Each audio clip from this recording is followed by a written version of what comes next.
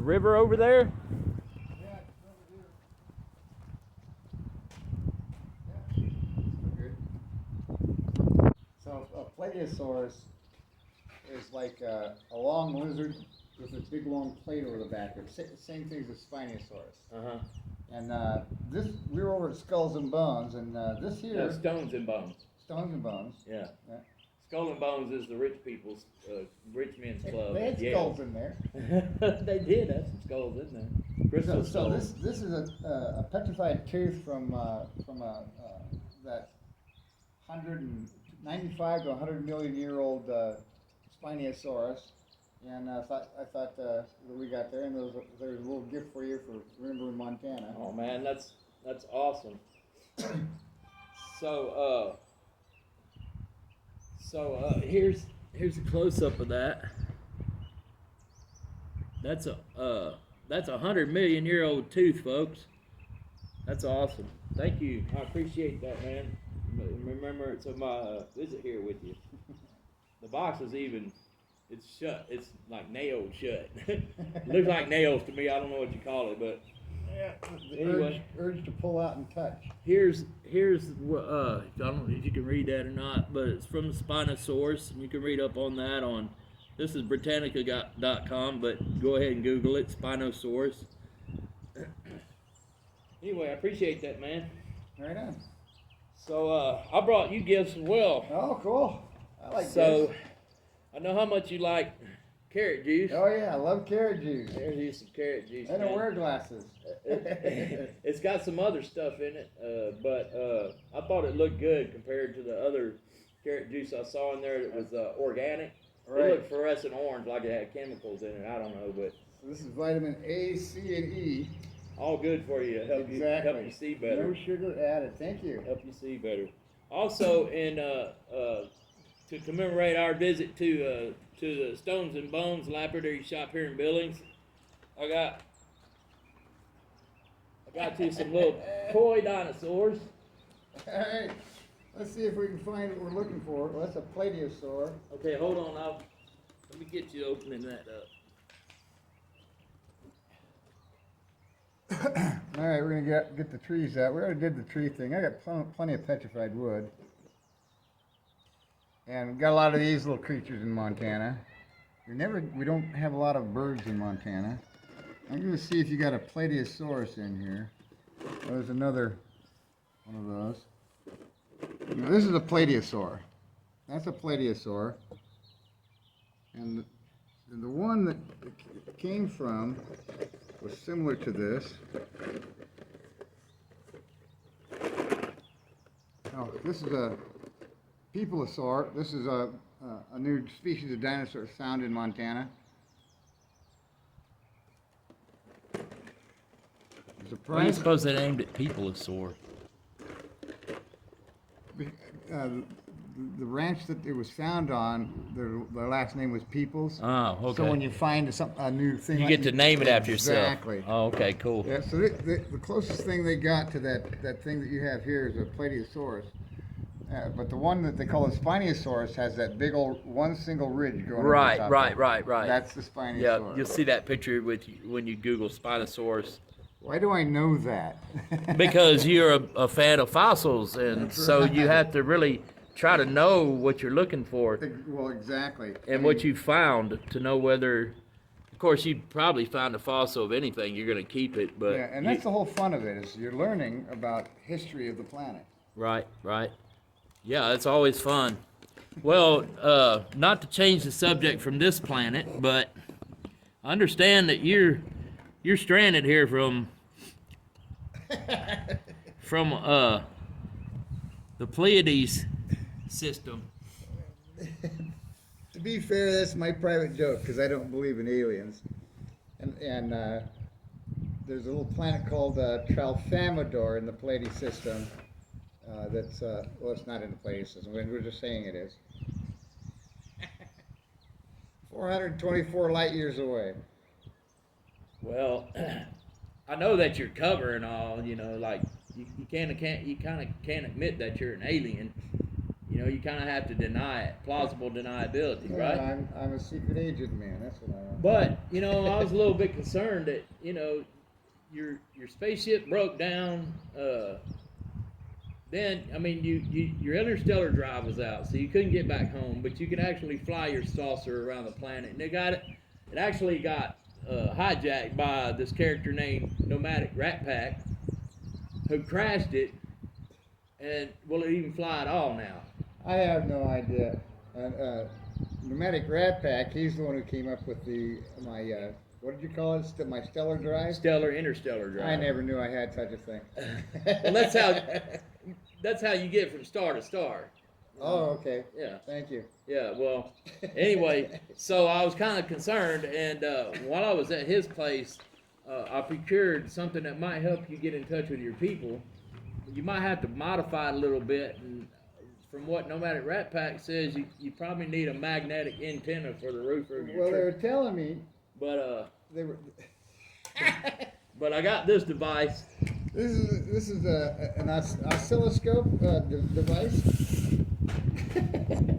Anyway, this device, if you can modify this somewhat and put a whip antenna on it, All right. on your truck over there, All right.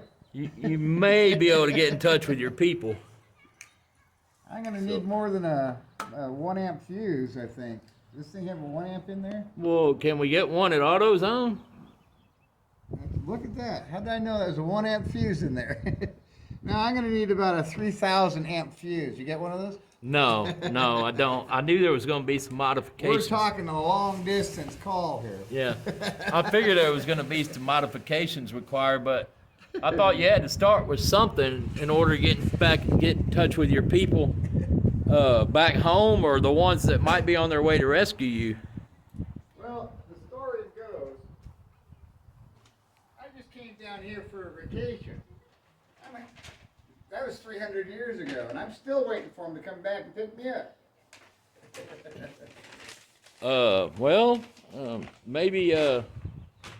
Maybe this will help you get in touch with them and send out a call for help. I think the words are E.T. phone home. No, that's not it. Well, where did I hear that at? But anyway, well, I hope you enjoy your gifts. I thought it was the least I could do for your time that you've been spending with me on this visit.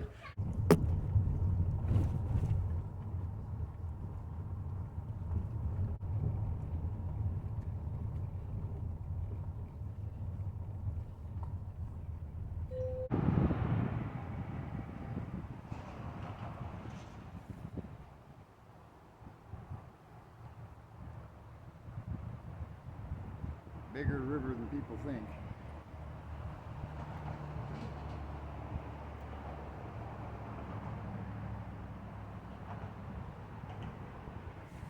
Hey friends, this is Ron C. with you. Yeah, I'm here along the Yellowstone River with our good friend, the incomparable, the mysterious, the only alien any of us may ever know, SolX. What's up, man? Just looking at my old digs. So yeah, we're right here on the Yellowstone River, and SolX was just telling me a little bit about this river and the park that's right next to it. These rims up here about 4 miles north of us, there used to be nothing but a giant river through here. And just about anywhere you go from those rims to these south hills, you'll find flood gold anywhere around here. What is flood gold? Well, it's placer deposits that when the water gets high enough, it floods it out and spreads it out, so it's just a flood gold. Mm-hmm. I don't know how to explain it. I'm not much of a prospector, But you can basically, take buckets of that and just sift through it and find gold dust? and I have. And this is one of my popular places to go, and I probably shouldn't have shown people this because now they think they're going to come down here and get rich. No, it's flood gold. Yeah. Yeah, which is basically when there's a flood, the silt settles out as the flood recedes. There's gold flecks in there. You can find gold flecks in that silt. You got a silt bar that's been created here over the last few years. And just south of the silt bar is where the gold would filter out of there and deposit along this gravel beds. Those are always a good place to go and look along the gravel beds. So, as far as that, so you could basically take a canoe over there, and do you have to have a permit, or is it public land, or what? State of Montana recreational panning could be anywhere from a gold pan to a 2-inch dredge. Okay. Or maybe even up to a 5-inch. I'm not certain, but that's considered recreational panning. Go anywhere with it you want to. Cool. In fact, just down the river over here, right along the bank sides where I usually went. Doesn't matter where you go, as long as you get down to a riverbed rock like this over here. So that's something that I wanted to do. I wanted to go gold panning, and I wanted to go looking for fossils and rocks. And those are 3 things you also like to do. So we're going to have to plan a time when we can actually get together and do that. Yeah, that'd be fine. I know lots of deposits, but you can't tell anybody, or then I'd have to pound you into the ground. No, I would never tell anybody your secret spots. Especially if you made them my secret spots too. There are a lot of changes around here. When I come down here, it used to be just a gravel road. Now they built these fine walkways, and they even got little receptacles to pull out a bag in case you got your dogs with you, so pick up the leftovers. Yep. So bring your dogs and walk them here. Yep. You'll see elsewhere in the video where I was filming a lady with her 2 dogs. That was fun, watching those dogs play with the birds. And the birds are having a blast too.